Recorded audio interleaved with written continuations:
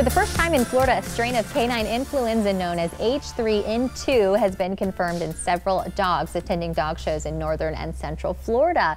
Here with more in this week's Canine College is Dr. Nichols. She's with Islandside Animal Hospital.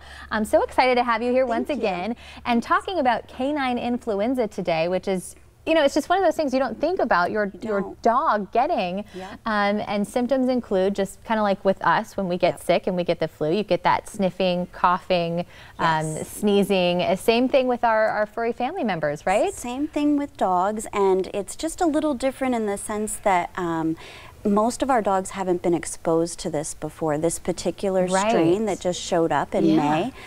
Most dogs in Florida have never been exposed, and so although it's very much like a flu, so you know, coughing, sneezing, that kind of stuff, every once in a while it can even get to pneumonia. Wow, you know? oh my goodness. It's the kind of thing that is not the end of the world, but we're just trying to make sure people are aware of it, and if they see the signs, they're kind of on top of it so that it doesn't get ahead of them. So what should we be looking out for? Is it the sniffing and coughing that we should, sniffling I should say? Yeah. Or what do we need to keep our eyes out for? Definitely, you know, kind of like a cold, you know, coughing, nasal discharge, all those things. And dogs do have kind of a canine cold. It's called kennel cough. But the difference with influenza is they're a little more sick, you know, a little more lethargic.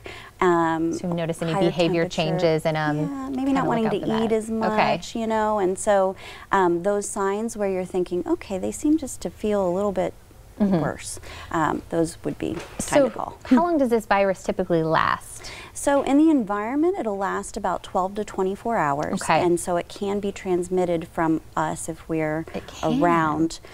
Not to us, but if we're around an infected dog and then we go home and there's maybe some gunk on us. It doesn't happen to most people. But and then what about if you have, you know, other animals in the house like cats or something? Can it be passed on to them as well?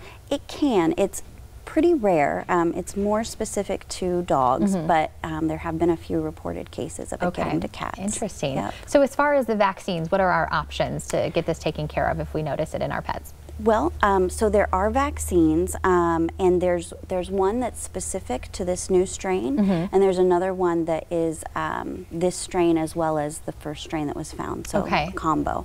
And they are definitely a good option, kind of like human flus, flu vaccines, not 100%, but for most dogs it'll make them less likely to get infected, and if they do get infected, it's not going to be as severe because their immune system is going to be kind of prepared for this, you know. Well, if you want to learn how to protect your pets, you can check out Islandside Animal Hospital.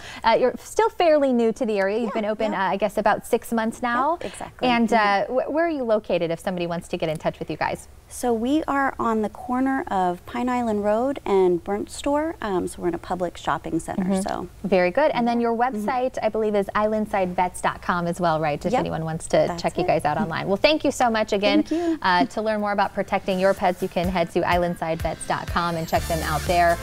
Or just, you know, keep an open eye out for those changing behaviors, as you mentioned. Mentioned coughing, sniffling, sneezing. Just like us, you never feel good when you have the flu. So I can't imagine how our little furry family members feel. All right. We'll have this interview posted for you if you have any questions right there at foxformorningblend.com.